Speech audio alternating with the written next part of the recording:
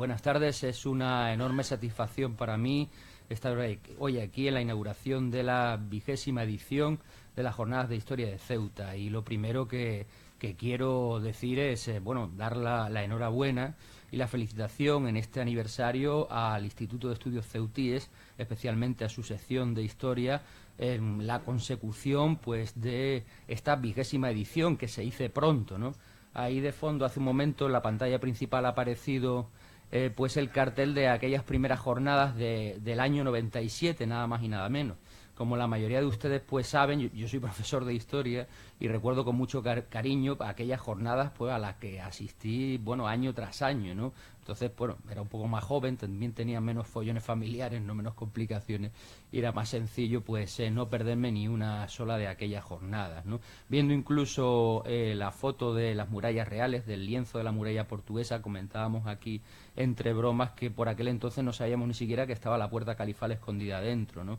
Así que, pues fíjense si ha llovido y el mérito enorme, inmenso que tiene mantener año tras año la enorme calidad y luego la periodicidad de celebrar unas jornadas de historia de Ceuta que cuentan además con una gran acogida por parte especialmente de la comunidad educativa, ¿no? de los profesores de la especialidad, pero también del resto de la ciudadanía y de los interesados y aficionados en la historia de Ceuta. También quiero agradecer a la Biblioteca Pública del Estado Adolfo Suárez, pues en esta ocasión la cesión de las instalaciones, esta sala de usos múltiples para la celebración de la edición de este año.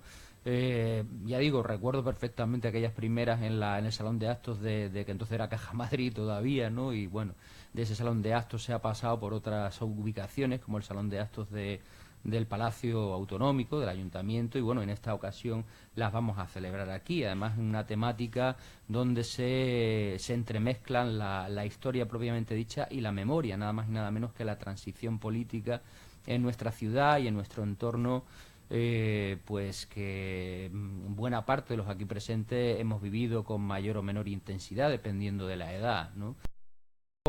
Recuerdo en el año 2003, en el 25 aniversario de la aprobación de la Constitución española, acudí a un ciclo de conferencias en el que participó uno de los padres de la Constitución, ¿no? Miquel Roca, el representante por aquel entonces de la minoría catalana y también de la vasca, porque se entrevistaba con Arzayus y le iba poniendo al día de todos los avances. Y de todo lo que él contó y explicó, a mí se me quedó grabada en la memoria una frase que me pareció muy significativa de aquella época, de la transición, y era que él comentó que tanto en Barcelona como en Madrid, cuando él iba por la calle, ya era una persona bastante célebre, la gente le paraba y le decía, por favor, esto tiene que salir bien. Y le rogaba el que hiciesen ese esfuerzo de consenso para que el tercer intento de traer la democracia a España no fuese un fracaso como el del sexenio democrático del siglo XIX o como la Segunda República, ¿no? De modo que es un periodo, desde luego, importante, intenso, emocionante, el que se va a revivir hoy aquí, además analizando la coyuntura y las circunstancias de nuestra ciudad.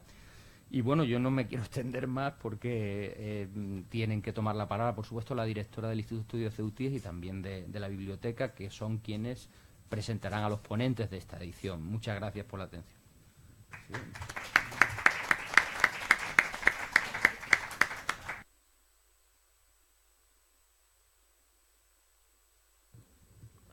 ¿Ahora? Sí. Buenas tardes a todos los que estáis aquí presentes en la sala y a todos los que están viendo la sesión a través del Facebook. Esto es una novedad. La Biblioteca Pública nos ha ofrecido la posibilidad de que estas conferencias se retransmitan a través de Facebook, a través de la página del Instituto de Estudios Ceutíes y de la Biblioteca. Por lo tanto, buenas tardes, buenas noches, buenos días a todos los que aquellos estén en Facebook viéndonos. Creo que es un gran adelanto porque la difusión será mayor y daremos mayor cobertura.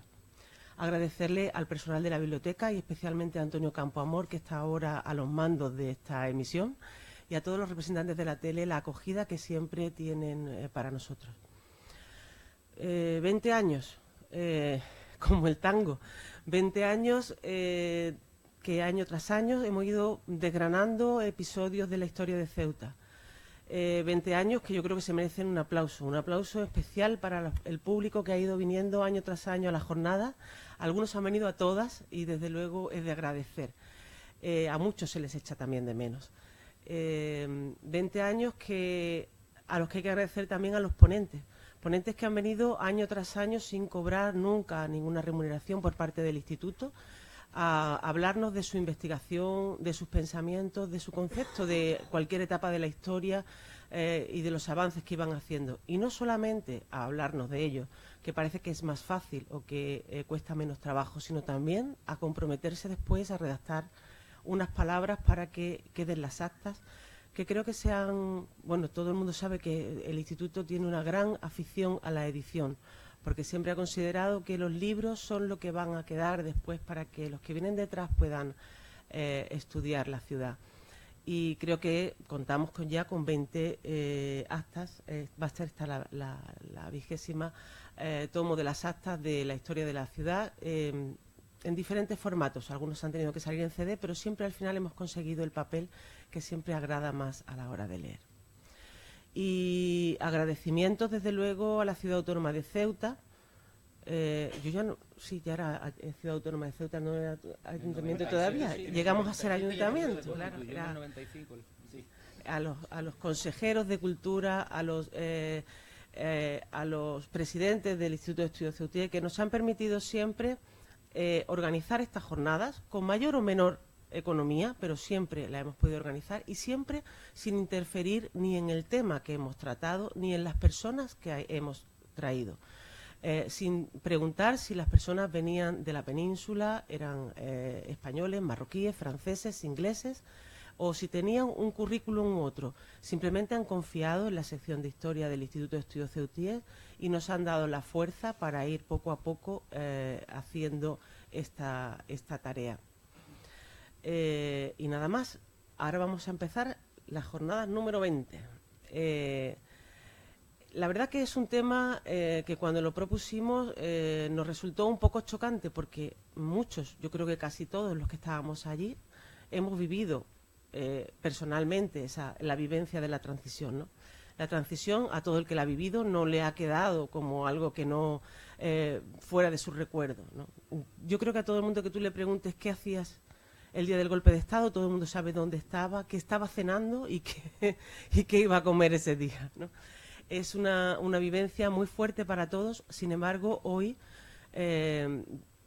Carlos Rontomé, José Antonio Alarcón, Adolfo Hernández, José María Campo y Miguel Hernando de la Larramendi y Miguel Gómez Oliver van a acercarse hoy en estos días a esta historia de la transición, intentando analizarla y profundizar los conceptos.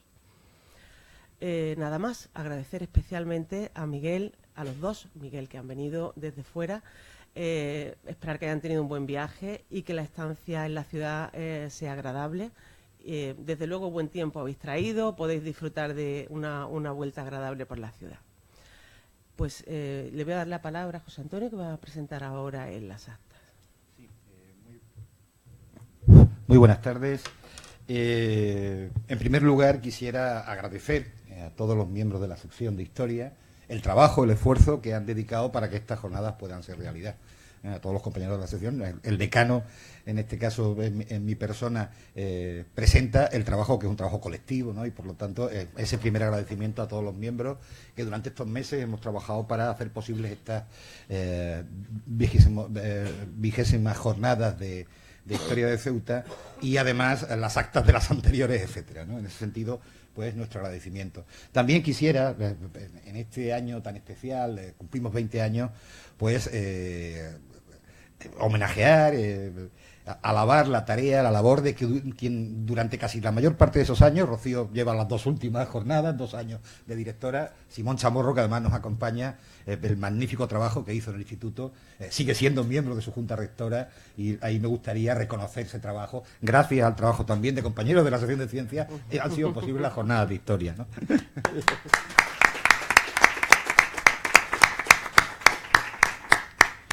Y bueno, hecho estos agradecimientos que son de justicia, y también, por supuesto, a los decanos que me antecedieron. A mí me ha tocado la mayoría de ellas, creo que son 13 las que yo he tenido la posibilidad de ser el decano de la sección, pero anterior a mí, Fernando Villada, que hizo un magnífico trabajo en las jornadas anteriores, y creo que las primeras fue Alberto Baeza, el desaparecido Alberto Baeza, quien las dirigió. Y también pues me gustaría recordar, por un lado, la memoria de Alberto Baeza, que desgraciadamente nos dejó, y, por supuesto, el magnífico trabajo de nuestro arqueólogo municipal y decano en aquella época, Fernando Villada. Bien, dicho esto, pasaré a presentar lo que fueron las actas, o lo que van a ser las actas, que ya van a salir, de las anteriores jornadas. Como sabéis, las anteriores jornadas estuvieron dedicadas, o el título que les pusimos fue La dimensión humana, biografías en Ceuta, el norte de África y el estrecho de Gibraltar. Hacía mucho tiempo, Rocío y yo teníamos la ilusión de hacer una jornada sobre biografía. La fuimos demorando constantemente porque siempre había alguna otra efeméride más importante que celebrar, la guerra de África, el protectorado, en fin, siempre teníamos algún otro tema. Pero por fin, el año pasado, pudimos hacer estas jornadas que fueron muy interesantes, no solo ya por las comunicaciones, por las ponencias, sino porque además estuvieron acompañadas de un número importante de comunicaciones, hasta 11 comunicaciones, creo recordar, se presentaron a las jornadas. El contenido de esas actas va a ser, o es el siguiente, ¿no? Contamos con el trabajo de Carlos Rontomé sobre Antonio Martín de la Escalera, africanista y político. El trabajo del autor portugués Fernando Pesaña sobre don Fernando de Meneses, capitao de Ceuta y conde de Alcutín. Contamos también con la aportación del granadino Francisco Gil Cravioto, que nos habló de dos escritores ceutíes que él conocía bien, cuyas obras conocía bien, Juan Díaz, del que también recordaremos ahora en la transición. Creo recordar, además, fue el delegado de Cultura durante los primeros años de la transición, miembro de la UCD en aquel momento, y María Manuela Dolón, nuestra compañera del instituto, nuestra autora de relatos. Otro trabajo que en este caso presenté yo, que fue Felipe Alfao Mendoza, Ceuta y el protectorado español en Marruecos, recordando al que fue el primer alto comisario de España en Marruecos. José Luis Gómez Barceló nos aportó una interesantísima presentación sobre un actor ceutí olvidado que hizo buena parte de su carrera en Argentina. Se llamaba ¿Alguien se acuerda de Pepe Castro? Actores y gente de la farándula en Ceuta, ¿no? Me acuerdo que fue divertidísima y fue ustedes podrán además disfrutar ahora leyendo este artículo de José Luis, ¿no? Eloy Martín Corrales nos habló de las mujeres republicanas en Ceuta entre 1931 y 1939, de la visibilidad a la cárcel, la tumba y el exilio. No fue una biografía al uso, sino una visión coral de esas mujeres ceutíes en la República. Carlos Martín Cantarino nos habló de los botánicos y forestales españoles en el entorno ceutí y su influencia en las vivencias personales en el paisaje natural, ¿no? Recreó un poco la imagen de todos esos botánicos naturalistas que comenzaron a estudiar el protectorado español en Marruecos desde el punto de vista de la historia natural, ¿no? La historia de las ciencias naturales. Enrique Gozalves y Carlos Gozalves, los hermanos Gozalves, nos presentaron un trabajo sobre el que fue un maestro de todos nosotros, miembro de nuestro instituto, yo creo recordado por todos, don Guillermo Gozalves Bustos, muchos años director de la Biblioteca Española de Tetuán y un magnífico intelectual que, como digo, fue un poco un padrino, un padre nuestro. Hoy el Instituto de Estudios Ceutí no sería lo que es sin la aportación que don Guillermo hizo a esta institución. Y bueno, pues tuvimos la suerte de que sus hijos, Enrique y Carlos, nos pudieran recordar su figura en estas jornadas, ¿no? José Antonio Ruiz Oliva, otro de nuestros miembros ceutíes, experto en arquitectura militar e ingeniería militar, nos habló de Miguel de Arruda, ingeniero militar de los que trabajó en las murallas ceutíes. Mariló Posac, a la hija de nuestro también añorado Carlos Posac, nos habló de Alejandro Briarli, un oficial de la Royal Navy, de oficial de la Royal Navy a cónsul de España en Tánger durante la década absolutista.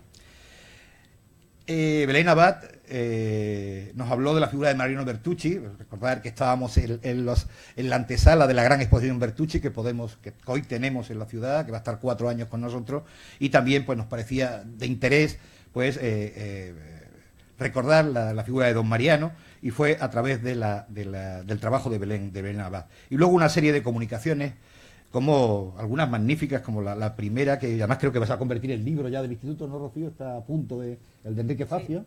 Es un magnífico trabajo sobre historia de la imagen. Sabéis que Enrique Facio fue el primer gran fotógrafo de guerra español, participó en la guerra de África del 60, y Antonio David Palma, un doctorando ceutí, doctor ya, esta fue su tesis doctoral, hizo un magnífico trabajo en esta comunicación.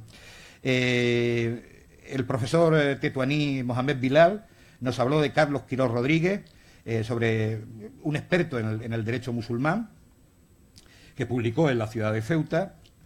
José Veneroso nos habló de Tarit Ibn el Tuerto, el famoso Tarit, el de la conquista de Al-Ándalus. Y por fin Salvador Bravo, el arqueólogo de la ciudad de Algeciras, nos habló de la bibliografía de un anticuario del siglo XVII, Macario de Fariñas del Corral, Tavares y Mascareña, uno de los antecesores en el estudio arqueológico de la zona del Estrecho de nuestros ilustres actuales arqueólogos, ¿no? Como Fernando Villada o como el mismo Salvador Bravo, ¿no? Chakí Chairi, de la Universidad de Tetuán, nos habló de Abu al-Qasim al-Sabti, un paradigma de la comunicación humana y pedagógica en la Ceuta del siglo XIV.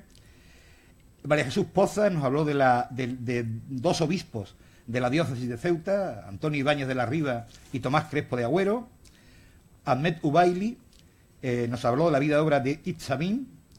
Y por fin Manuel Jesús Parodi nos hizo una magnífica visión de otro de los grandes arqueólogos de la zona del Protectorado, de Pelayo Quintero Atauri, y yo recuerdo también una magnífica conferencia por parte de Manolo Parodi, ¿no? En definitiva, estos son los trabajos que las actas incorporan y que pronto podrán disfrutar una vez publicadas. Creo que en primero la vamos a publicar, ya sabéis que la crisis económica ha hecho, antes siempre lo hacíamos primero en papel, pero vamos a publicar primero en CD, quiero recordar, y luego intentaremos hacer un número de ellas en papel, para que, en fin, para la gente que disfruta más leyendo sobre en papel. Por lo demás, nada más, y pues damos por abiertas estas jornadas y pasamos de inmediato a la primera conferencia del día. Bueno, les damos 2 minutitos para que nuestros acompañantes abandonen la mesa y...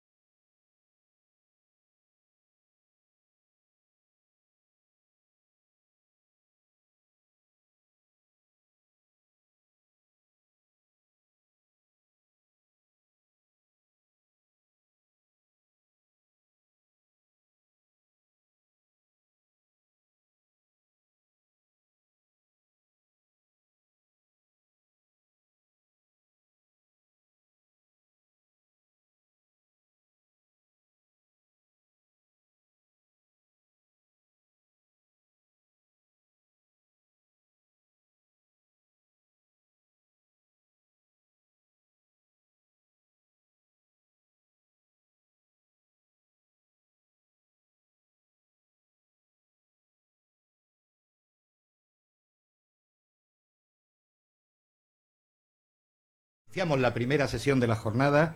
En este caso me ha tocado hoy por sorteo ser presidente de la mesa y voy a acompañar a los ponentes durante sus intervenciones y los voy a presentar, ¿no? En este caso para mí es un placer, un enorme placer, el poder presentar a Miguel Gómez Oliver, mi maestro, la palabra, no solo mi amigo, sino mi maestro. Fue mi profesor de Historia Contemporánea, fui su primera tesina y de él aprendí buena parte de lo que sé como historiador, y desde luego fue fundamental en mi formación, ¿no? Por lo tanto es para mí un doble placer poder presentar a Miguel Gómez Oliver hoy en esta sala, ¿no? Él es miembro del Instituto Ceutíes, lo es desde hace ya bastantes años. No es la primera vez que interviene en nuestras jornadas. Recuerdo, por ejemplo, en las de historia local, aquellas que hicimos previas a la construcción del libro sobre la historia de Ceuta, que fue una especie de ensayo del libro, ¿no? Miguel intervino para hablarnos precisamente de eso, del papel de la historia local en la historia actual, ¿no? Miguel, pues, para los que no los conozcáis, es catedrático de Historia Contemporánea en la Universidad de Granada, ha sido decano de esa facultad, ha sido vicerrector de extensión universitaria. En ese tiempo ha tenido mucho contacto con Ceuta, porque ha viajado mucho, ha trabajado mucho por la universidad en Ceuta, los resultados están ahí, con ese nuevo campus universitario y las magníficas relaciones que a partir del rectorado en el que él trabajó con Pascual Rivas, se han tenido, ¿no? Además, durante los 5 primeros años, dirigió los cursos de verano de la Universidad de Granada en Ceuta. Tuve la ocasión además de trabajar directamente con él, fui el coordinador por parte de entonces ayuntamiento, entonces no era ciudad autónoma, ayuntamiento, y él dirigió esos primeros 5 cursos de verano que yo los recuerdo como magníficos, ¿no? Pasaron por aquí, bueno, pues recuerdo a Luis García Montero, recuerdo a mucha gente, en fin, es que fueron tantos que ahora decirlo todo no lo va, pero fueron 5 años magníficos con un enorme nivel de los cursos de verano y en los que disfrutamos mucho, ¿no? Por lo tanto, su relación con la ciudad ha sido intensa. Además, él, aparte, está aquí por otro motivo. Aparte de ser un gran experto en la desamortización, que lo es, la de Madoz, en la de Mendizábal, que ha sido buena parte de su educación historiográfica, en buena parte de su carrera, en los últimos años se especializó también en temas de la transición, los movimientos sociales, especialmente en la transición, y también ha trabajado en Personajes de la República, tiene una carrera tan amplia y tanta publicación que ha trabajado sobre muchísimos temas, ¿no? No podíamos terminar de hablar de todos ellos. Pero yo me gustaría destacar sus libros sobre la desamortización en Granada, la de Mendizábal y la de Madoz. Por supuesto, la magnífica biografía de Palanco Romero, don José Palanco Romero, otro de los importantes republicanos granadinos de la época, que fue rector además de la Universidad de Granada, si no recuerdo mal. Vicerrector, bueno, pues, ministro de Educación sí que fue. No, pues tampoco. Pues tengo la memoria más. Pues, lo dejo. Y mira que yo lo he estudiado a don José. Bueno, fue pareja Llévenes, perdón. Es que me quedé un poquito de granadino, vale. Bien, seguimos. Sobre diputado sí que fue republicano, eso sí que lo puedo afirmar con toda rotundidad. Su último libro sobre los movimientos sociales en Andalucía durante la transición. No recuerdo si es el título exacto, los títulos los tengo, pero en fin, es el tema, ¿no? Que es lo importante. Bueno, pues dicho esto, queda poco que decir, ¿no? En ese sentido, y pues nada, Miguel, todo tuyo, y él nos va a hablar básicamente nos va a dar una pincelada general sobre lo que fue el proceso de la transición democrática en España, ¿no? Para enmarcar un poco todo el resto de las comunicaciones y ponencias. Miguel, todo tuyo. ¿Se ve aquí? ¿Está? No. ¿O sí? Sí. Bueno, buenas tardes. Muchas gracias, en primer lugar, al Instituto de Estudios Ceutíes, del que me honro en ser miembro correspondiente, porque es la segunda vez que me invitan a esta jornada de historia, además, curiosamente, la 10ª y la 20ª. Ojalá pueda venir también a la 30ª. Pero en cualquier caso, sí que quiero agradecer mucho más allá de cualquier protocolo al Instituto y a la Ciudad Autónoma, que en última instancia hace posible la celebración de esta jornada, que me hayan invitado. En segundo lugar, está claro por las palabras de José Antonio que José Antonio me quiere, con lo cual no se crean ni la mitad de lo que ha dicho. La verdad es que el cariño es recíproco y que siempre me quedé con las ganas de que José Antonio se quedara trabajando conmigo en el Departamento de Historia Contemporánea de la Universidad de Granada. Pero la verdad es que aquí ha tenido mucha más proyección y desde luego ha ganado mucho más dinero. Bien, bromas aparte. Yo voy a hablar no tanto de los hechos de la transición, que prácticamente todos ustedes conocen, como de hacer un balance de cuáles han sido los principales modelos sobre los que se ha realizado la transición. Naturalmente, al hilo de mi propia profesional y personal. Porque claro, yo creo que debo hacer algunas precisiones previas para que nadie se llame a engaño. En primer lugar, yo formo parte de la generación de la transición, por edad y por muchas más cosas. Y la generación de la transición somos una generación de grandes porteros. Lo hemos parado todo. más que Iker Casillas. Y quizás por eso a algunas generaciones posteriores pues no les falta razón de echarnos en cara que no le hayamos dejado jugar el suficiente papel o el protagonismo necesario. Y probablemente también de aquellos polvos vengan algunos lodos sobre la consideración que sobre todo los historiadores, politólogos, sociólogos y periodistas más jóvenes tienen acerca del proceso de transición democrática en España. En segundo lugar, y como también precisión previa y en aras a la honestidad intelectual, debo decirles que yo milité activamente en la lucha antifranquista. Y en tercer lugar, que lo hice desde una opción de izquierda radical. En cuarto lugar, también debo decir que soy historiador. Como tal, por tanto, la objetividad es una de las premisas, pero no la neutralidad. Y sobre todo porque la historia, entre otras muchas cosas, lo que hace es dar cuenta del pasado y preguntarle a ese pasado.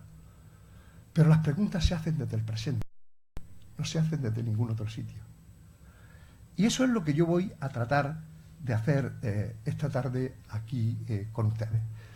Evidentemente, en el transcurso de la conferencia yo voy a ir dando también cuáles son mis propias opiniones respecto a los distintos modelos de análisis de la transición.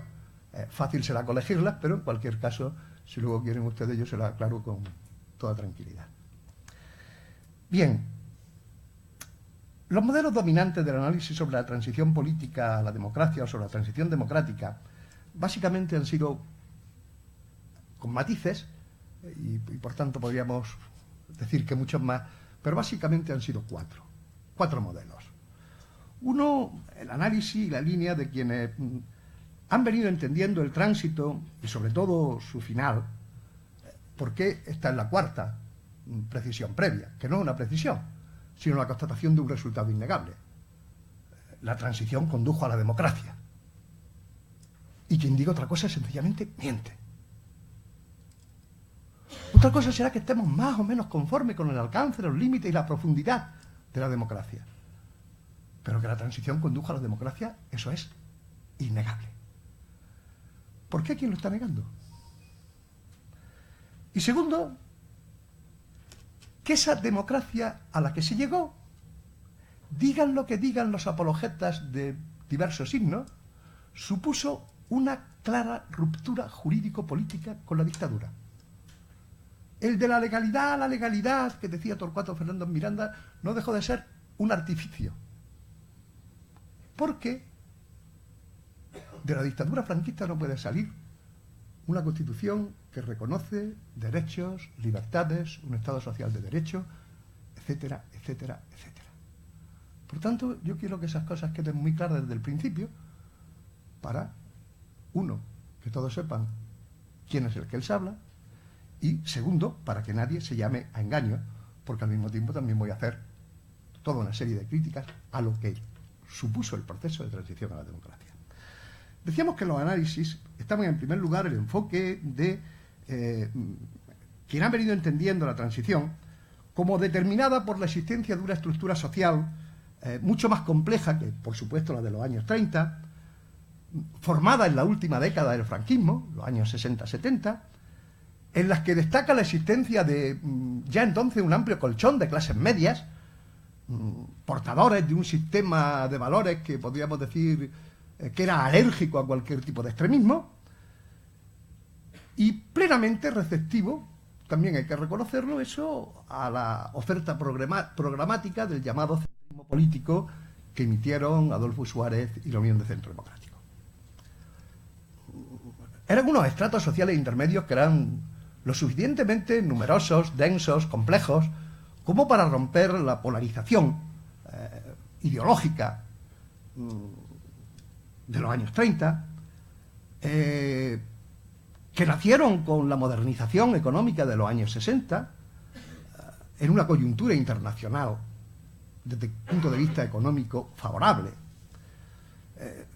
tan benéfica que permitiría a la dictadura franquista sacar al país del atraso, eso sí, con el enorme sacrificio, no lo olvidemos, de los centenares de miles de emigrantes que simultáneamente contribuyeron a la construcción del estado del bienestar en los países de nuestro entorno europeo y también dentro de España, en aquellas zonas, sobre todo Cataluña y Euskadi, donde nuestros emigrantes, andaluces, extremeños, gallegos, etcétera, contribuyeron y de una forma muy poderosa a modernizar económicamente esas zonas de España.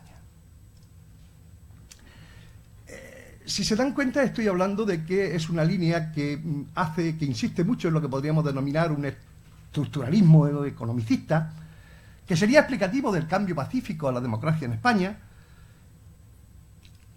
que es un análisis que se reclamaba de la sociología funcionalista de los años 60, teoría para la que, como ustedes saben, las modernizaciones económicas llevan inexorablemente al cambio político, sin reparar en la existencia de países en los que no solo no se registraron semejantes automatismos, sino que se registraron incluso procesos inversos.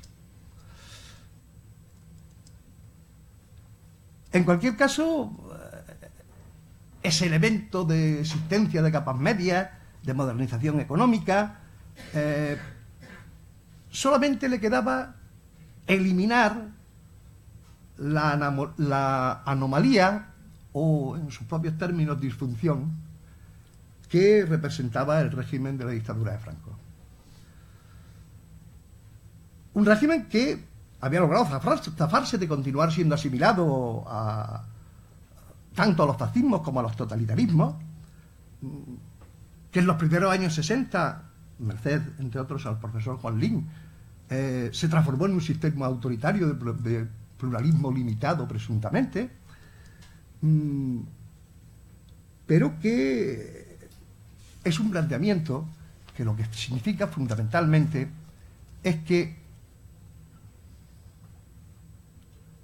los mismos que se sublevaron contra la República en julio de 1936 y o sus herederos estuvieron vocacionalmente llamados a convertirse en los primeros agentes voluntarios del retorno a la democracia 40 años después. Es decir, es un modelo que consagra una idea de inmaculada transición, si me permiten la broma, según la cual desde el franquismo inexorablemente se pasa a la democracia una vez muerta la figura de Franco, que parecía que era el único obstáculo que faltaba para que el cambio se produjese.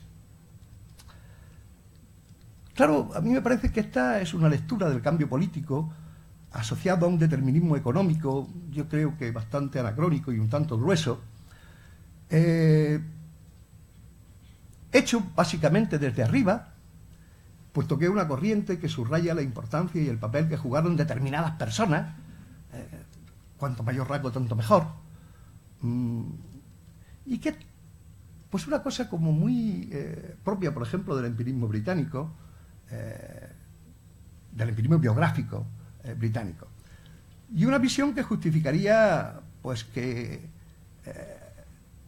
la transición o el discurrir de la transición se hace examinándolo desde el reconocimiento previo de su resultado final. Un proceso increíblemente venturoso, sobre todo para los hispanistas británicos, franceses o alemanes, que comprueban con satisfacción cómo, tras la desaparición del dictador, se han acabado los viejos demonios familiares que asolaron España durante tantos años, en el que la monarquía borbónica, a modo de clave, garantizó la inserción de España en el capitalismo democrático occidental. Un proceso que además se vería cumplido por la feliz convergencia, digámoslo así, de dos fuerzas en aquella fase crítica. Dos fuerzas que supieron estar, se ha dicho por activa y por pasiva, les sonará muchísimo, supieron estar a la altura de sus responsabilidades históricas. La renacida oposición democrática, procedente del exilio y de los vencidos, y la corriente reformista surgida de las entrañas del franquismo. La primera, la oposición democrática, consciente de sus limitaciones, y la segunda, impulsado por el rey, diseñada hábilmente por Torcuato Fernández Miranda y llevada a la práctica por Adolfo Suárez, pues dieron éxito a esta operación de transición, que desde esta visión es absolutamente inmaculada, desde su concepción además. El segundo modelo, la segunda perspectiva analítica, como ustedes prefieran denominarla, entendieron la transición democrática como el resultado del equilibrio de las principales fuerzas políticas presentes. Las fuerzas reformistas del franquismo, que ya tiene guasa llamarlo, aceptar tranquilamente que eran reformistas, pero en fin, y las de la oposición democrática, también tiene guasa que toda la oposición se considere democrática, o sea, a toda la oposición se le considera democrática, a mediados de los años 70. Un supuesto equilibrio entre partidarios de reforma y partidarios de la ruptura, al que colaborarían la memoria, fundamentalmente la memoria del socialismo renacido, pero que se había preservado poco menos que bajo la prolongada dictadura.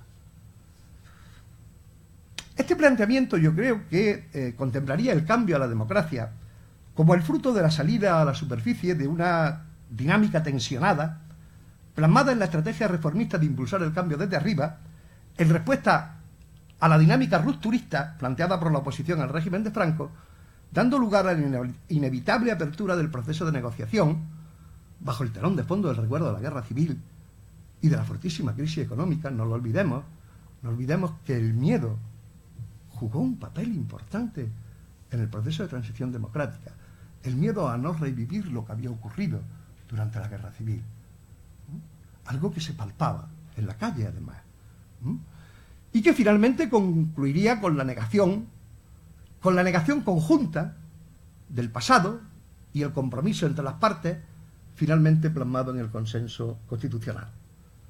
Es, por ejemplo, la visión del profesor Maraval, de José Félix Tezano, etc. Incluso de Enrique Gil Calvo, que en una expresión pues probablemente poco académica, hablaba de un empate entre las dos Españas. Tras la lucha política, incruenta naturalmente, mantenida por ambas durante la segunda mitad de los años 70. Es una visión que igualmente resulta tremendamente satisfactoria para el proceso de transición. Apenas se le pone ningún reproche. Se olvida, por ejemplo, que la izquierda, la oposición democrática, en el proceso de transición democrática fue la derrotada. Que la hegemonía siquiera relativa la tuvo el reformismo proveniente del franquismo. Y que en eso hay probablemente dos hitos fundamentales, dos momentos fundamentales en el proceso. Uno sería la convocatoria a huelga general de la Coordinadora de Organizaciones Sindicales del 14 de noviembre de 1976, en el que se movilizan 2 millones de personas, cuidado, pero desde luego no hay huelga general. Y ahí hay un fracaso sobre todo si tenemos en cuenta que la movilización obrera durante el año 76 fue con mucho la movilización más importante que jamás haya existido en nuestro país. Con más de 3,5 millones de trabajadores en huelga y más de 110 millones de jornadas de trabajo perdidas. ¿Huelgas que eran económicas? Sí. Pero huelgas que eran económicas con un correlato político inmediato, porque eran libertades, se exigían además de mejoras salariales, semana de 44 horas. Entonces, se exigía libertad sindical, se exigía amnistía, se exigía democracia, y en el caso de Cataluña o del País Vasco se exigía también estatuto de autonomía. Pero es evidente que no fue suficiente, que ahí hubo la primera vez en que, cuando se lanzan las fuerzas, permítanme la metáfora, a la batalla, no gana ninguna de las dos, y en todo caso, si gana alguna, gana el Estado, que todavía sigue siendo el de las leyes de la dictadura. El segundo momento es el de la aprobación de la ley del referéndum político en el referéndum del 15 de diciembre de 1976. Yo creo que ese fue la gran inyección de moral que tuvo el presidente Suárez.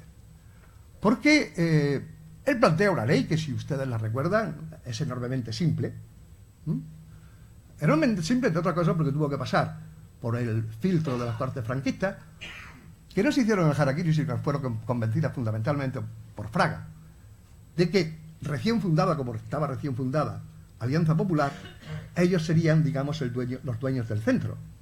No olviden ustedes que al día siguiente de aprobar las Cortes, de hacerse las Cortes, el famoso harakiri, así nos entenderemos todos mejor, 181 de los diputados, de los procuradores, perdón, en Cortes, se apuntaron a Alianza Popular.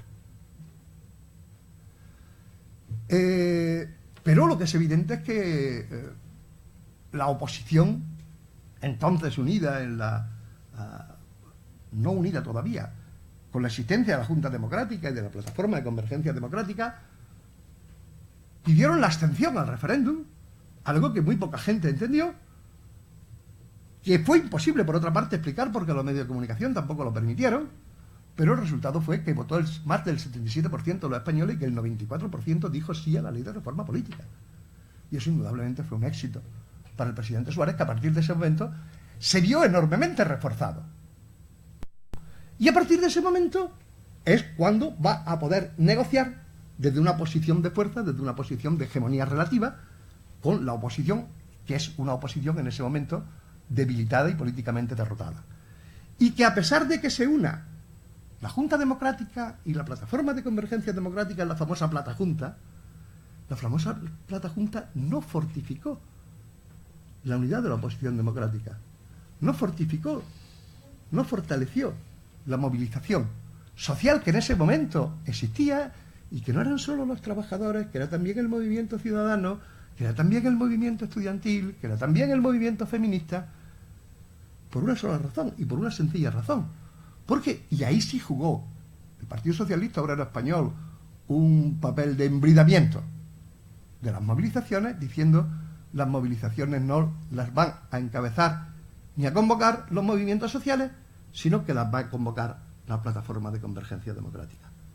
O sea, nadie. Nunca. Y que fue conduciendo progresivamente a una desmovilización que, en lugar de fortalecer a la oposición, lo que hizo fue fortalecer a los sectores reformistas. Hay una tercera interpretación, permítanme ustedes, que se puede corresponder con una visión más marxista o más materialista, en el sentido de que es una versión que está más interesada en indagar el trasfondo social del proceso de cambio que en sus aspectos políticos o jurídico-políticos, y hacerlo en términos de conflictividad social, de aparición de grupos de poder como factores explicativos de lo que ocurre entre 1976 y 1978 con la aprobación de la Constitución, que, por cierto, el tema de la fecha es otro tema interesante, porque, claro, están quienes dicen la transición es del 76 al 78. Una vez aprobada la Constitución, la transición se ha acabado. Bueno, miren ustedes, incluso desde la perspectiva teóricamente política es falso. Faltaban las elecciones municipales, o sea, el tercer pilar del poder de los poderes del Estado. Y faltaba, por supuesto, lo que fue el desarrollo autonómico, que tardó bastante más, en función básicamente de dos cosas. De que en Andalucía se pronuncia los andaluces y andaluzas por el 151, cuando este era un artículo que estaba destinado exclusivamente a las llamadas nacionalidades históricas, Cataluña, País Vasco y Galicia, y donde de pronto, a la vista del resultado de ese referéndum autonómico en Andalucía, pues se va a hacer el café para todos. Y ojo, porque después de entrar en esto, yo creo que uno de los problemas de la Constitución es la indefinición en la que el propio título octavo de la Constitución dejaba el de la distribución territorial del Estado, si ustedes me lo permiten, el de la inserción de las diferentes nacionalidades y regiones en la estructura del Estado español. Esta tercera idea, pues lo que hace más hincapié es lo que podríamos llamar el análisis o el estudio de la transición desde abajo. Es decir, el estudio de la transición desde los movimientos sociales. Y lograr calibrar cuál fue la influencia, la incidencia y la capacidad de movilización de esos movimientos sociales. Sea el movimiento obrero, sea el movimiento ciudadano, sea el movimiento estudiantil, sea el movimiento feminista, etc. Y la verdad es que hay que decir una cosa. Independientemente de los relatos más o menos heroicos que se hayan querido hacer de la oposición democrática numéricamente era débil.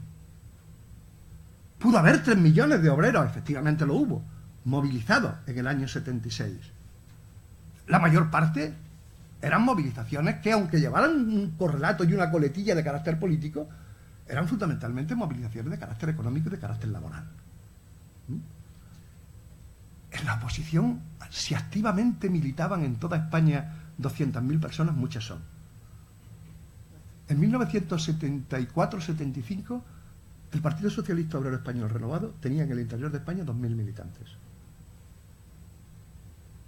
El Partido Comunista, sin duda el mejor organizado, e independientemente de lo que ellos dijeran, no tenía más de 15.000.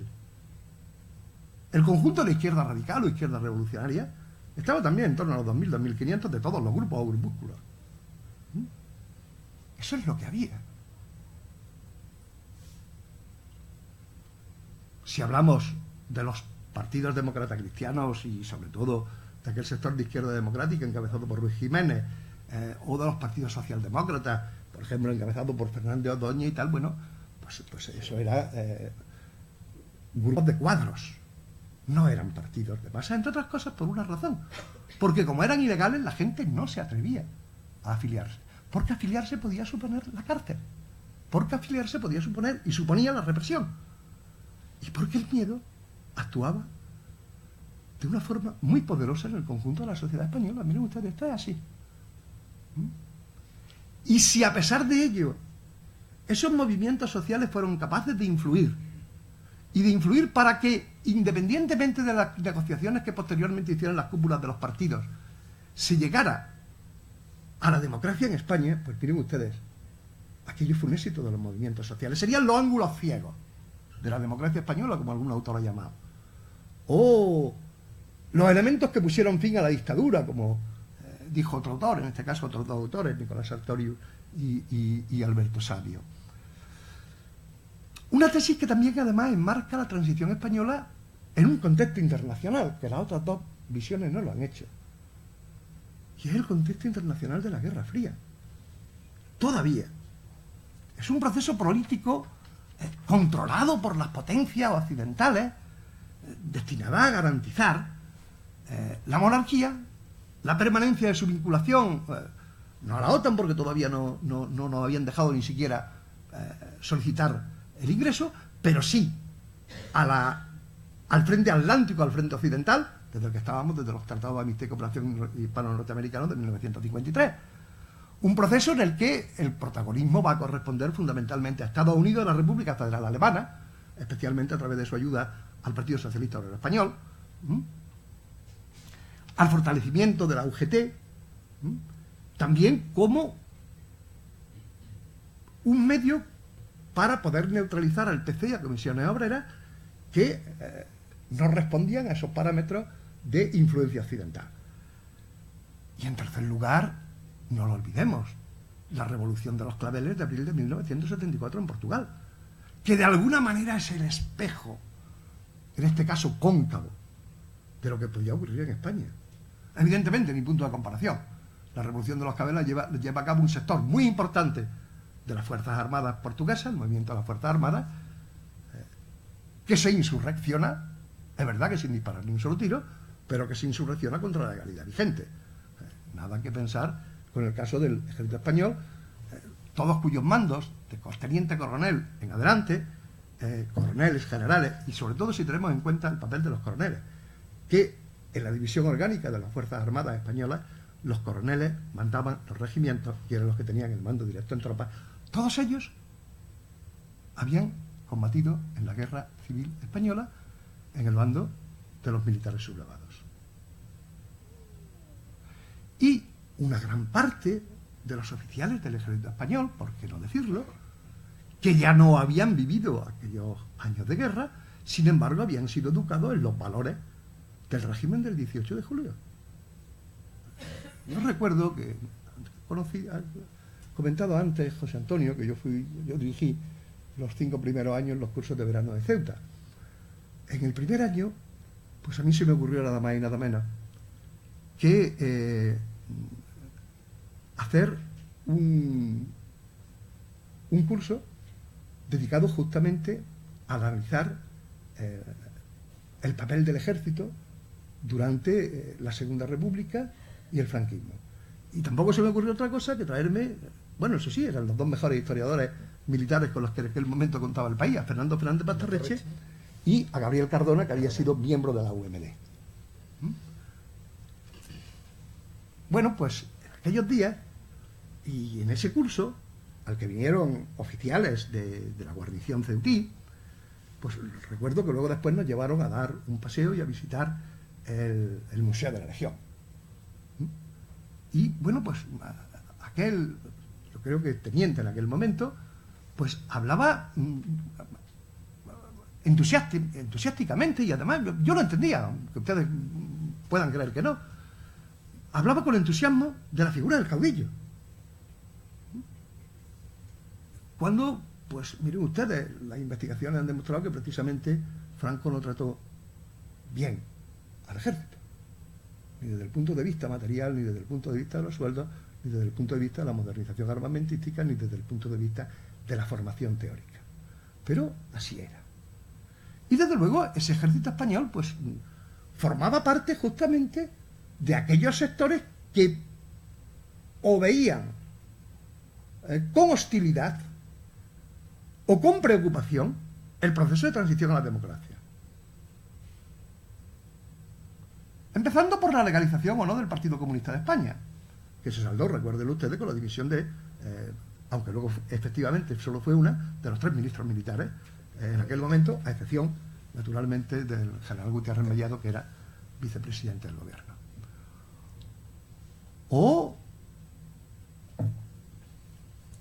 los esfuerzos que se hicieron desde el estamento militar para que el artículo 8 de la Constitución figurara tal y como figura hoy el artículo 8 de la Constitución.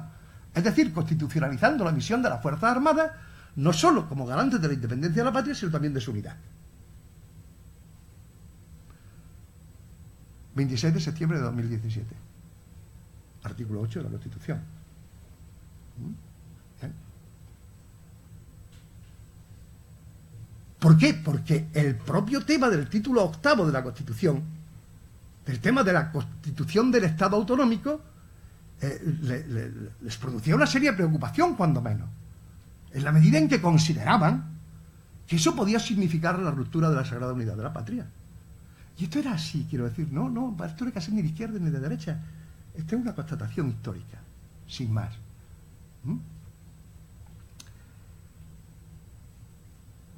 Otro elemento importante de aquello fue el papel que jugaron otros sectores que podríamos denominar también poderes fácticos.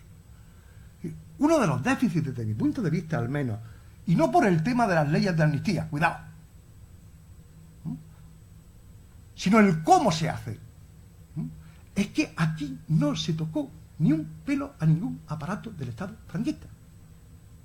Pocos días después de la aprobación de la Ley de Reforma Política del 76, 32.000 funcionarios de los antiguos sindicatos pasaron directamente a ser asimilados como funcionarios de la Administración Civil del Estado, básicamente en los ministerios de Cultura y de Educación.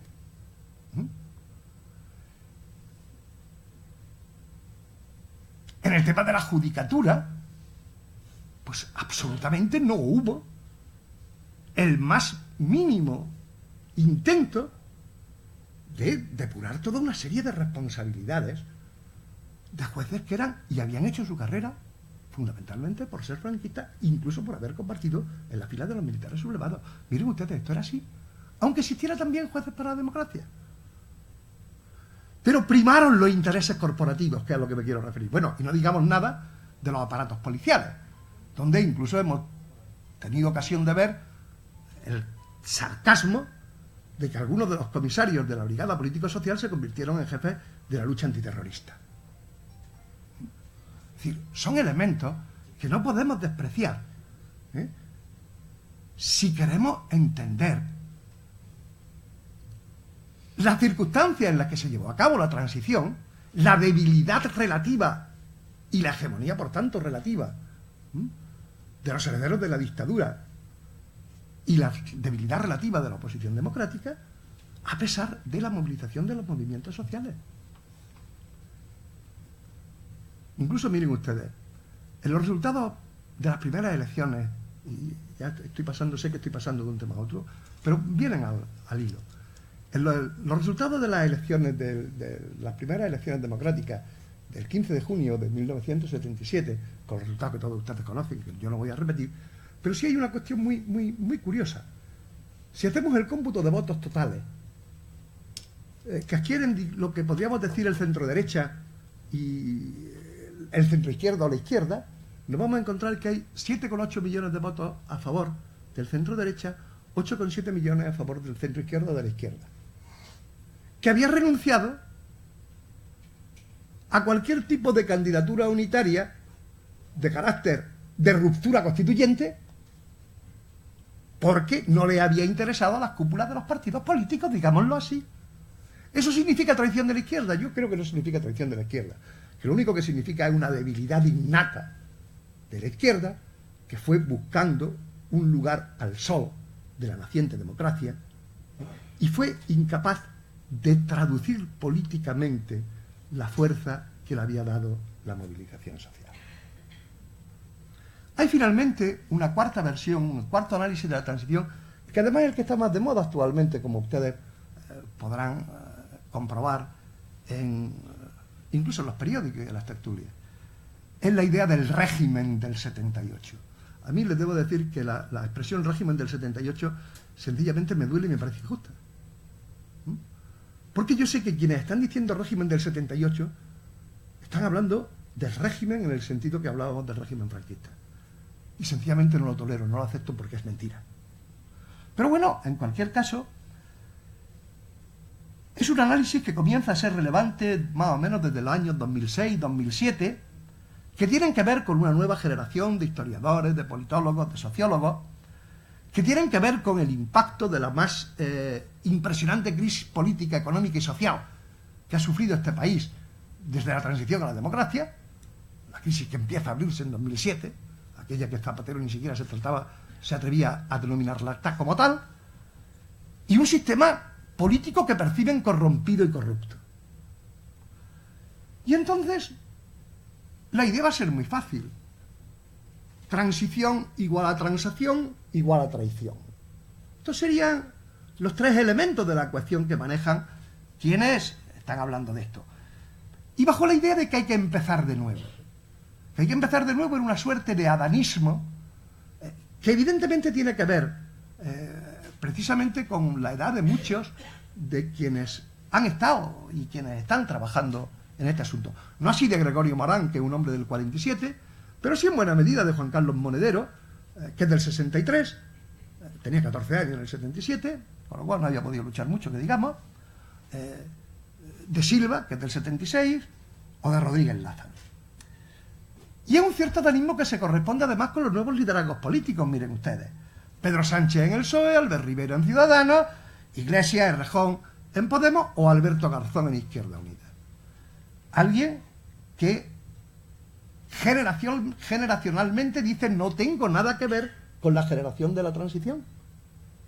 Es un choque con una generación que yo he empezado diciendo que somos la generación de los grandes porteros, de los que lo hemos parado todo y hemos parado también el propio protagonismo de otras generaciones en la vida política, económica, social, académica, etcétera, de este país.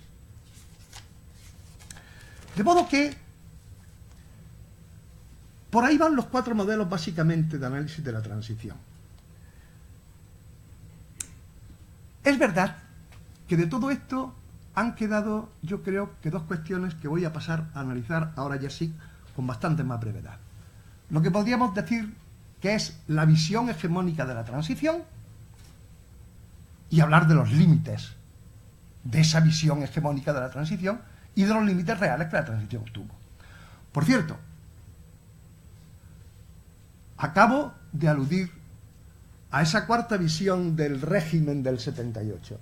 Pues habría que recordarles a algunos de estos politólogos, periodistas y algún historiador, poco, que las primeras críticas más serias que se le hizo al proceso de transición política en España se hicieron en el año 1900, se publicaron en el año 1979 y en el año 1980, y fue producto de dos periodistas del país, César Bravo Villasante, y un segundo libro de César Bravo Villasante y Soledad Ortega,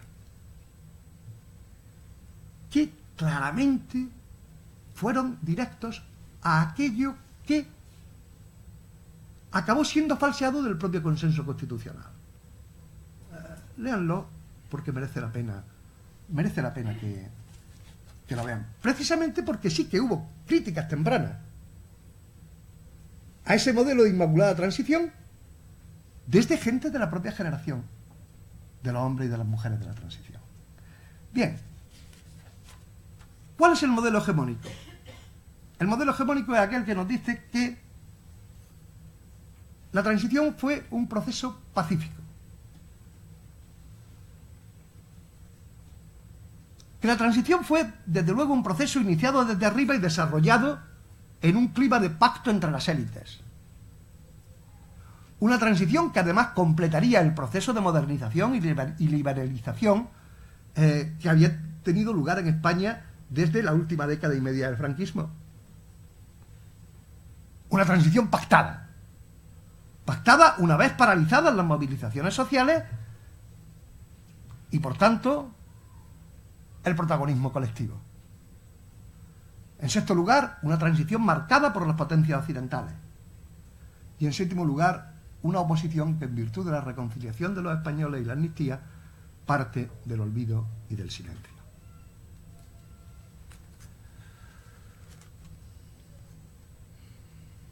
Y que tiene, como les podría decir, que tiene como instrumento privilegiado el consenso. Y es verdad que existió el consenso. Pero el consenso yo creo que fue una realidad, pero que también ha sido mitificado, ¿eh? Vamos a ver. Quien entiende que el consenso es que todos estaban de acuerdo en que, bueno, sí, lo ha dicho el consejero, y yo creo que tenía razón, cuando la gente le decía que esto salga bien a Miquel Roca. Nos lo decían prácticamente a todos cuando íbamos dando mítines, porque yo he dado muchos mítines. Que esto salga bien. Eso existía, pero que esto salga bien, lo que nos estaban diciendo es: pónganse de acuerdo para que efectivamente la democracia sea una realidad, y sea una realidad pronta y no nos lleve a malos derroteros. Pero el consenso también es el producto de la debilidad de las dos partes. No estoy hablando de que estemos, si estuviéramos hablando de teoría de los juegos, en un juego de suma cero. Eso era algo que pretendía Carrillo, que de teoría de los juegos sabía poco, aunque como practicante de juego era un buen taur. Pero, sino de otra cosa, de que el consenso es producto de la debilidad de una derecha que viene del franquismo, que tiene los instrumentos de los poderes del Estado pero que no tiene la legitimidad, y de una oposición que tiene la legitimidad pero no tiene ningún otro poder. Y eso va a producir consensos. Evidentemente, para mí hay tres momentos. Hay un consenso social, personificado en los pactos de la Moncloa. Recuerden que unos pactos de la Moncloa de consenso social que tratan de impedir que siga existiendo esa movilización obrera tan enorme que existió en el año 76. Es verdad que tiene más cosas, que tiene un pacto salarial, que tiene la idea de bajar la inflación, cosa que consigue, lo del pacto salarial también, que tiene la idea de reducir el paro, cosa que no consigue, etcétera, etcétera. No les voy a repasar los distintos elementos de los pactos de la Moncloa, pero que fueron unos pactos en los que lo firman los partidos políticos. Fíjense ustedes, lo firman PSOE y PC, a los que luego se adhieren UGT y Comisiones Obreras. Miren ustedes, se propicia y se visibiliza la idea de que los sindicatos no son otra cosa que correas de transmisión de sus respectivos partidos políticos padres. Con lo cual le hemos quitado toda legitimidad y toda capacidad de independencia del movimiento sindical. Claro, eso costó dentro de las comisiones obreras una crisis enorme. Pero el hecho fue ese. Y donde es verdad que los sindicatos en aquel momento aceptaron aquello como una forma de dar un paso adelante en defensa de una democracia que estaba tremendamente balbuceante y que además estaba sometida a disparos de todos los sitios. El segundo sería el consenso político que supuso la negociación y sobre todo la Constitución de 1978. Cuando nos ponemos a mirar cuáles eran las ideas de todos y cada uno de los grupos que forman parte del espectro parlamentario en 1977, pues las ideas sobre Constitución son enormemente diversas y enormemente distintas. No voy a extender en ellas porque todos ustedes las conocen. Y el resultado es que no sale la idea que tenía Fraga, que no sale la idea que tenía Suárez, que no sale la idea que tenía Felipe, que no sale la idea que tenía Carrillo y que no sale ni mucho menos tampoco la idea que tenían los nacionalistas. Sino que sale una mezcla de cosas que permite que efectivamente una ruptura, repito, político-ideológica con el régimen de la dictadura, e innegablemente, pero que también tiene huecos, tiene ángulos ciegos, tiene oscuridades. Y hablaremos de los límites, finalmente, de la transición. Y que tiene que ver mucho porque es el embés del haz del modelo hegemónico de transición que les acabo de comentar en estos 6 o 7 puntos. Miren ustedes, para mí el primer límite de la transición es lo que podríamos denominar, aunque ahora está muy de moda y además tergiversada y además incluso tratada con desdén, lo que yo llamaría la política de la memoria. Es verdad que se trataba de no volver a utilizar la dinámica de la guerra civil, pero sobre todo lo que se da es un proceso de manipulación histórica de la misma que se traduce en el llamado pacto de silencio. Sobre todo, no remover las cenizas del pasado, recuerden ustedes. Bueno, no tienen que recordarlo, siguen diciéndolo. Y asegurar el silencio en torno al franquismo. ¿Por qué será el silencio que había que conseguir? El silencio en torno al franquismo. Una desmemoria deseada, ¿por qué? Pues miren ustedes, porque los pasados políticos introducían contradicciones tan evidentes entre la clase política que cuestionaban el modo en que iban a realizar la transición. La asunción del pasado, yo creo, sin embargo, valorada y autocrítica, era lo que podía destrozar las presuntas ambiciones del conjunto de fuerzas que desde la derecha a la izquierda estaban convocadas para asegurarse el futuro. Esa especie de adanismo que desterró la memoria colectiva y todas las generaciones lo aceptaban, aunque las responsabilidades, obviamente, no fueran las mismas, ni parecidas, tampoco sus aspiraciones. Porque el problema no era el papel de la guerra civil, el problema no era el tema de la República, el problema de la falta de memoria es desde qué valores hacemos la transición. ¿Qué valores son los que tienen que fundamentar ideológica, emocional, sentimentalmente y políticamente también la democracia que se restaura en 1978? Pues evidentemente no pueden ser otros que aquellos valores republicanos.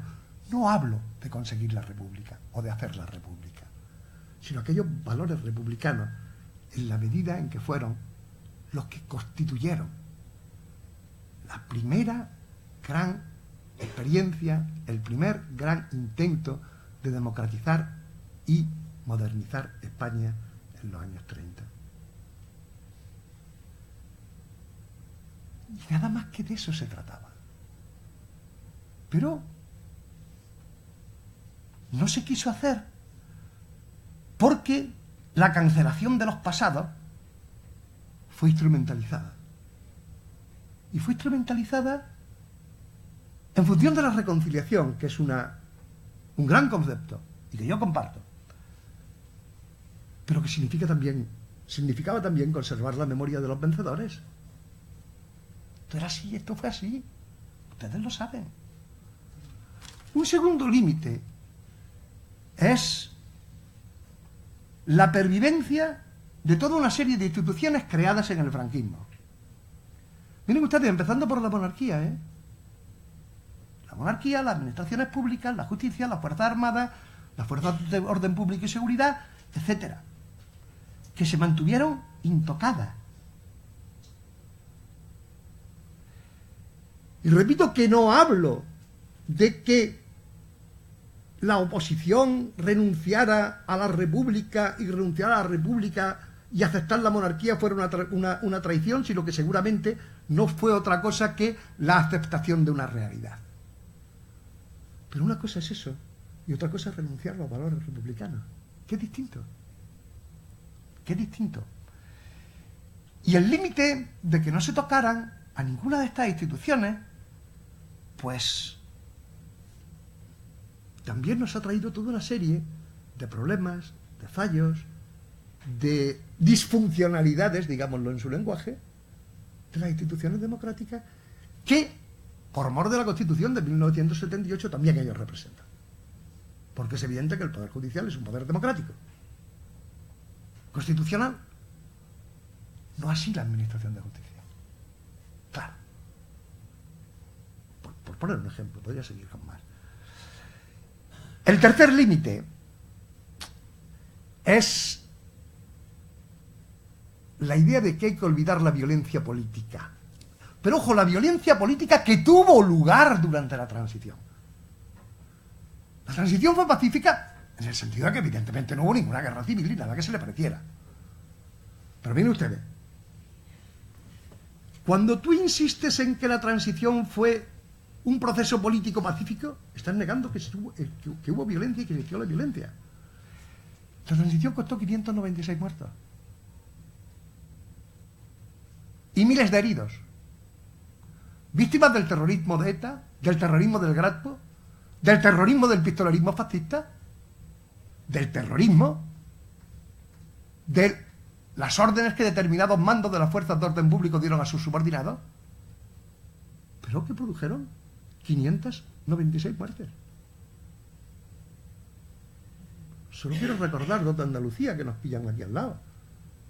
Javier Verdejo por escribir Pan, Trabajo y Libertad en agosto del 76 y Manolo García Caparrós por plantar la bandera de Andalucía en la Diputación de Málaga el 4 de diciembre de 1977. Qué tremendos delitos les costaron la vida. Hubo violencia política y hay que reconocer que la hubo. Y no pasa nada por aquello. Lo que sí es verdad es que en muchos casos, desde el terrorismo de ETA Graspo y el terrorismo del otro lado, pues probablemente hubo la intención de provocar la interacción o la opción de una intervención del ejército que garantizase el mantenimiento del régimen. Pues miren ustedes, a mí esa sospecha, ven, no es que tenga sospecha, es algo más que una sospecha, lo que me cabe. Ahí, finalmente, otra cuestión. Bueno, evidentemente el modelo económico capitalista, que eso es que ni lo puso en cuestión la oposición, ¿no? Más allá de aquellos sectores de la izquierda radical. Pero desde luego el tema de la unidad del Estado. Y miren ustedes, no voy a rehuir ningún tipo de problema, y menos hoy. El tema de la unidad del Estado, que es clave en la búsqueda de la identidad de España como nación, pues fue cuestionada desde el principio de la transición por las opciones nacionalistas. No se les olvide nunca. Aunque Miquel Roca participara en la ponencia de la Constitución, no olviden que Miquel Roca participa en la ponencia de la Constitución porque le cede uno de los puestos que tenía el PSOE. No se le había concedido ni al PES, ni a Convergencia y Unión, ni al PNV ningún puesto en la Constitución. Miren ustedes, ¿desde qué perspectiva queremos hacer una Constitución cuando tenemos un problema territorial histórico en el Estado? Histórico, además, ¿eh?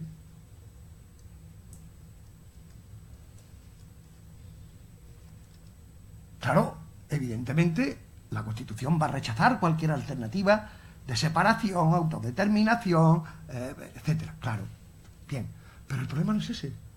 El problema es cómo podemos constitucionalizar tan ambiguamente un tema tan clave como el de la inserción territorial de los territorios en el Estado. Y eso es un límite de la transición, queridos y queridas amigas. Nos guste más o nos guste menos. Nos guste más o nos guste menos. Y luego, evidentemente, la correlación de fuerzas que existió. No se puede analizar una coyuntura concreta política como es la coyuntura política de la transición sin tener en cuenta cuál es la correlación de fuerzas. Porque la correlación de fuerzas es lo que nos dice en una coyuntura concreta qué es lo que concretamente podemos hacer. Y la correlación de fuerzas era claramente desfavorable a la izquierda. Dicho así. Dicho así. De modo que yo creo que no hay que hablar tanto de traición de la izquierda como de incapacidad, imposibilidad de la izquierda y sobre todo incapacidad de reconocer que fue incapaz. Que eso sí. Y voy a terminar finalmente con una especie de declaración. Miren ustedes, dentro del éxito que supuso la operación política de la transición, que lo repito, también para el final, para que nadie se llame a engaño. Pues probablemente, y lo diré como una especie de confesión personal, probablemente los mayores derrotados fuimos aquellos sectores de la izquierda radical que simultáneamente fuimos los que mantuvimos unas posiciones más críticas. No renunciamos a la República y a sus valores porque reivindicamos la memoria de la democracia. Pusimos en la agenda política por primera vez las reivindicaciones, por ejemplo, de las mujeres o de los homosexuales. Protestamos contra las torturas, y no solamente contra las torturas a los presos políticos, sino también a los presos comunes. ¿Recuerdan ustedes las luchas de la famosa COPEL? La coordinadora de presos en lucha, que eran presos comunes por las malas condiciones en las que vivían en las cárceles. Y de alguna forma contribuimos a dejar claro que no podía existir una continuidad demasiado acusada entre la dictadura y la democracia que estaba alumbrando. Una democracia que finalmente no quiso saber nada de los esfuerzos de la izquierda radical para acorralar al franquismo. Muchas gracias.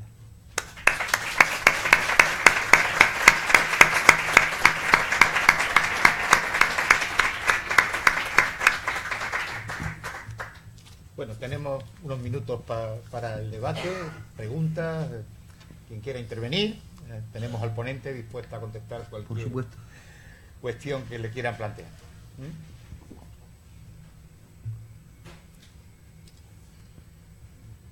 ¿No hay cuestiones? Venga. Yo no comparto, Es por la grabación, ¿vale? Lo grabamos. Yo no entiendo muy bien la crítica que se hace a las nuevas generaciones que son críticas con la transición. Se ha mencionado a Alberto Garzón o a Juan Carlos Monedero. Cuando yo, por ejemplo, en el libro de Monedero de la transición contada a nuestros padres, o otro historiador joven que también es crítico, Juan Andrade, en el PC y el PSOE de la transición, si hacen algunas críticas, se limitan a hacer las mismas críticas que ha hecho usted hoy. Entonces yo lo que veo más bien es que no se soporta que haya una nueva generación que ejerza crítica sobre un periodo que está muy edulcorado y que parece que hay una brecha generacional que no acepta eso mismo, ¿no? Parece que algunos creen que tienen la exclusividad de la crítica y se enfadan cuando son otros los que muestran esa crítica. Entonces yo creo que si vemos adanismo en algún sitio, es que esa generación que creen que han sido los primeros en hacer algo y que creen que tienen que ser también los últimos en hacerlo. Vamos a ver, lo he dicho. Es decir, he empezado diciendo que mi generación fue una generación de grandes porteros que lo paramos todo y éramos adanistas. Cuando me he referido a la cuestión del régimen de la transición, yo sé que muchas de las críticas que ellos hacen las he hecho yo aquí hoy, y no solamente las he hecho aquí hoy, las hago habitualmente en clase, ¿eh? No ese es el problema. O yo me he explicado mal. A mí lo que me molesta profundamente es hablar del régimen del 78. Se puede expresar de muchas maneras, pero lo que hay inconscientemente después de lo del régimen del 78 es que no se está de acuerdo no con la actual estado de una democracia minada y sobre todo con elementos de corrupción importantes, sino que se trata de identificar de alguna manera la transición política a la democracia con el régimen de Franco, y eso, mire usted, yo no lo acepto. Y no porque me moleste. Y cuando he hablado de las generaciones, he hablado de los líderes políticos como líderes políticos de una nueva generación, no en modo alguno despreciándolo ni diciéndole qué tal, sino que se corresponde con eso, que se corresponde con eso, y nada más. Sí, pero yo creo que es que al margen del concepto de régimen, que bueno, es un término politológico con el que podemos discutir si es acertado o no a la hora de hablar de lo que se forja en España en el año 78, claro, usted lo que está diciendo es que esas personas que utilizan ese concepto hacen una enmienda a la totalidad contra la transición, y yo creo que no es cierto, basándome sencillamente que sus críticas son exactamente las mismas que hace usted. Por tanto, no sé dónde se ve esa enmienda, al margen del concepto régimen, que ya digo que es un concepto politológico con el que podemos estar de acuerdo o no. Bueno, pues esa es una forma de verlo, yo la veo de otra manera. Yo creo que sí hacen, que sí hay un intento. Los intentos pueden ser absolutamente explícitos o no tanto, de hacer la enmienda a la totalidad. Bueno, pues en las prácticas políticas los veremos. Si no, y esto es una cuestión más que de esperar un poco. Para otras palabras, es que yo creo que la crítica se centra únicamente en decir que hubo muchas cosas muy buenas, pero que hubo otras cosas que por el momento histórico determinado no pudieron hablarse y que no pasa nada porque puedan hablarse hoy día. Yo creo que usted está de acuerdo con eso. Bueno, eso es lo que tú dices que dicen ellos. No es lo que dicen ellos, ¿eh? Me lo he leído también yo, ¿eh? Bien, ¿más temas? ¿Por allí había?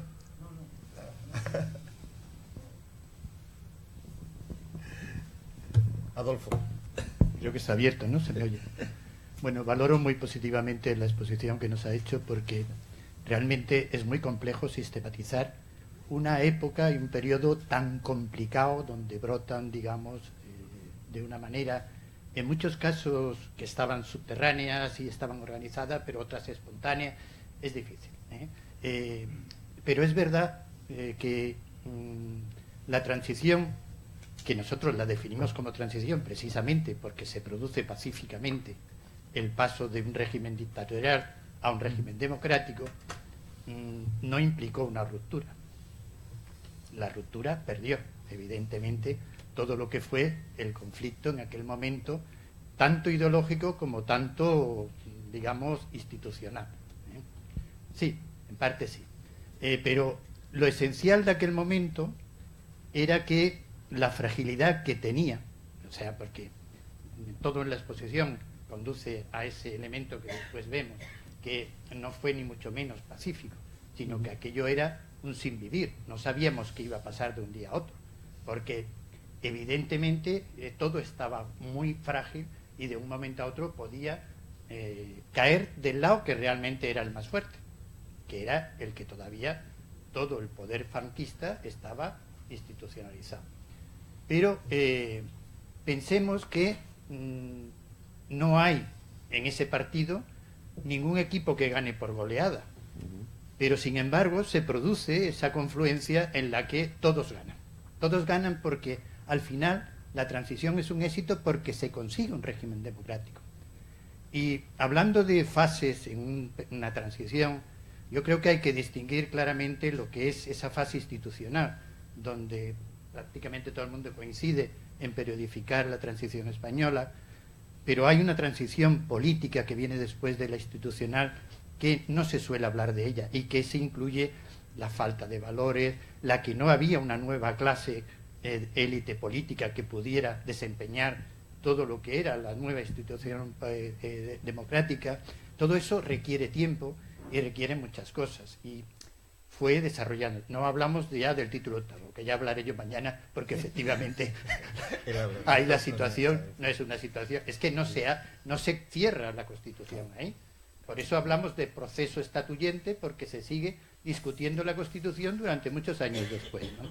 Bueno, en cualquier caso, a lo que yo iba es que efectivamente ese equilibrio difícil que nos lleva a conseguirlo no puede ser óptimo, porque si lo vemos desde el punto de vista de la pureza democrática, donde estaban las opciones, digamos, no solo porque ahí el eje de izquierda-derecha se está superpuesto o está superpuesto el de dictadura o democracia.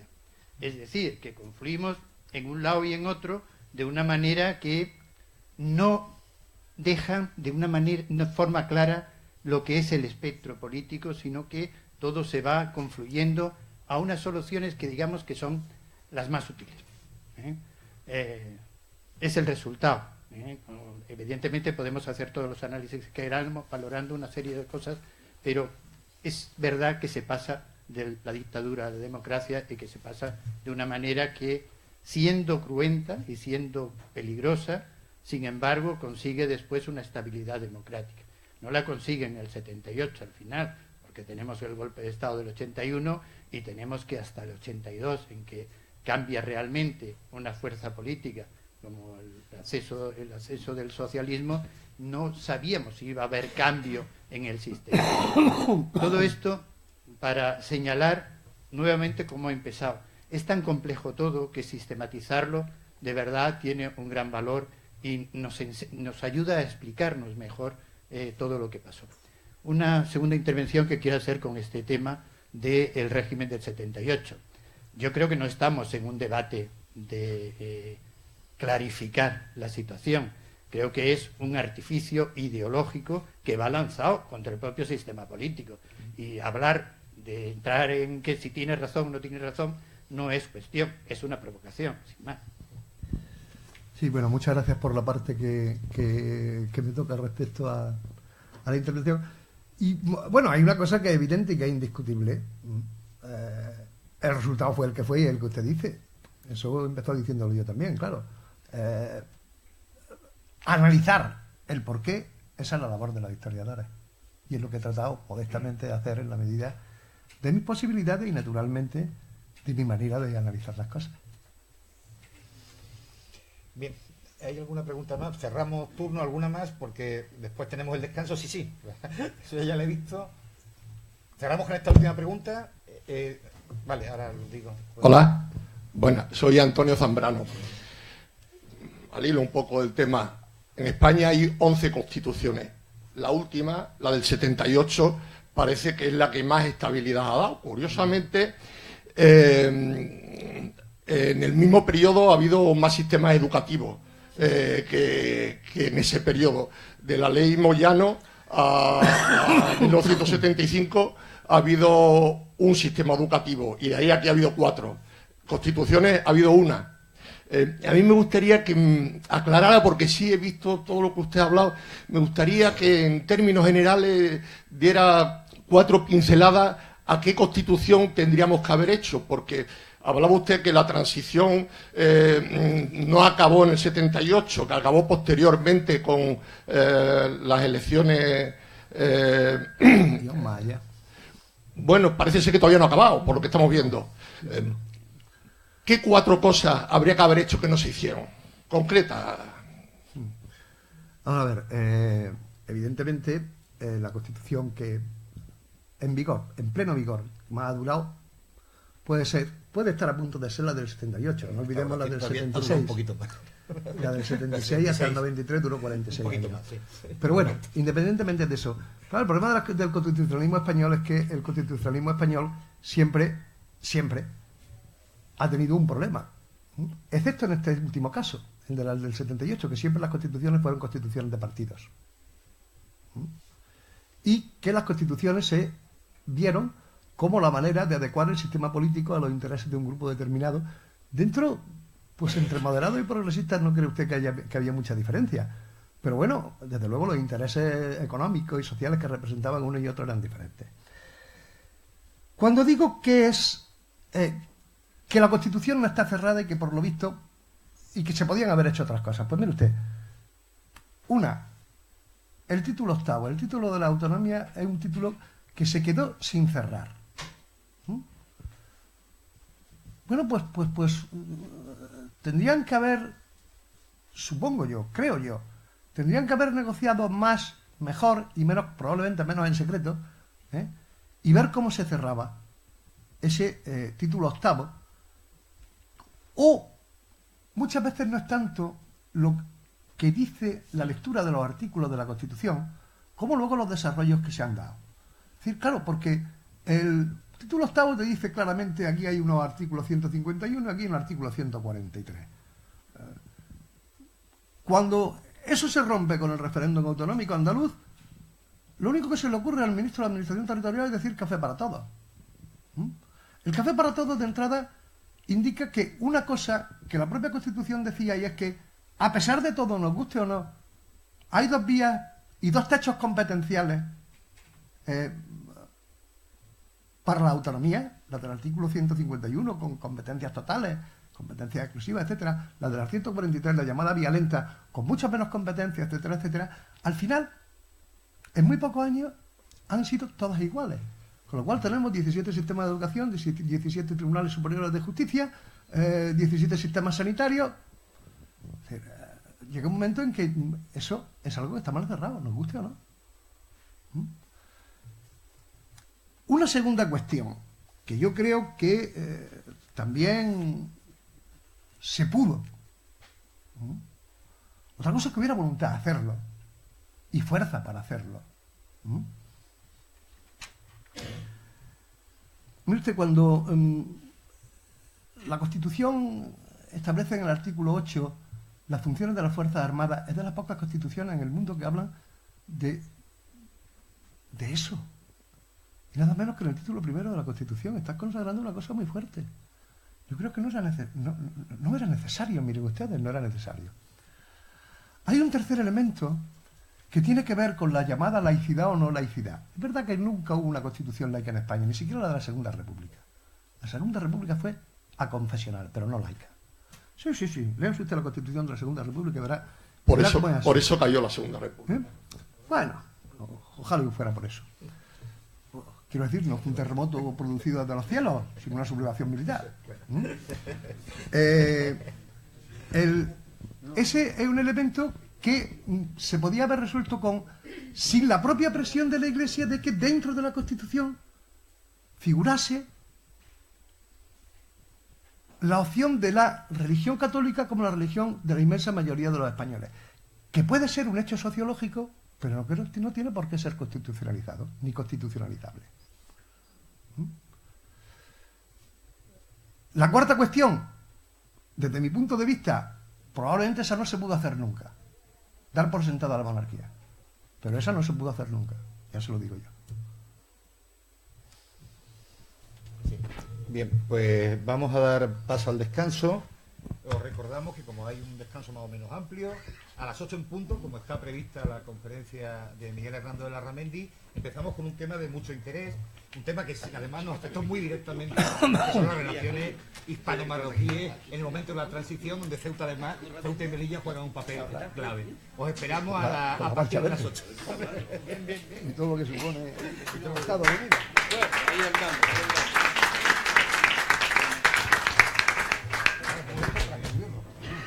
Con recursos para ellos recursos. Bueno, pero luego sí.